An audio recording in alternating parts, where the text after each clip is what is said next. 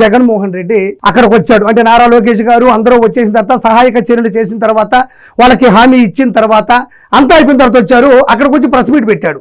అసలు ఏం జరిగిందో చూడండి. కింద వస్తా ఉంది. రాష్ట్ర ప్రభుత్వం నుంచి ₹0 అంటే రూపాయి కూడా ఇవ్వడం.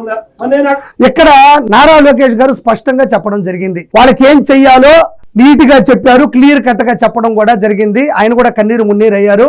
అది నేను ప్రత్యేకంగా చెప్పనక్కర్లేదు. దానితో పాటు వాళ్ళకు వచ్చేటువంటి అమౌంట్ తో పాటు వాళ్ళకి ఆ స్టీల్ ప్లాంట్ క్వార్టర్స్ లో ఇల్లు, ఆ పిల్లలకి చదువు, వాళ్ళకి పూర్తిగా ఉండేటువంటి భరోసా, వాళ్ళకి పర్మనెంట్ ఉద్యోగం కూడా ఇస్తానని చెప్పారు. క్షతగాతులకు ఎంత ఖర్చు అయినా కూడా చూసుకుంటానని చెప్పే దిశగా కూడా అది ముందుకు వెళ్తా ఉన్నది. ఈయన మాత్రం 0 ఇస్తానని చెప్పేసి 151లో 5 పోగొట్టుకున్నటువంటి వ్యక్తి, అసెంబ్లీలో అడుగు పెట్టలేనటువంటి వ్యక్తి, కొబ్బరికాయ కొట్టలేనటువంటి వ్యక్తి, 11 లక్షల కోట్లు అప్పు చేసినటువంటి వ్యక్తి, సొంత చెల్లిని కన్న తల్లిని బయటికి బాబాయిని పైకి పంపినటువంటి వ్యక్తి, అసెంబ్లీలో అడుగు పెట్టలేని మళ్ళీ చెప్తున్నా ఆ వ్యక్తి ఈడకొచ్చి 0 చేయనని చెప్తున్నాడు. మళ్ళీ ఒకసారి చూడండి.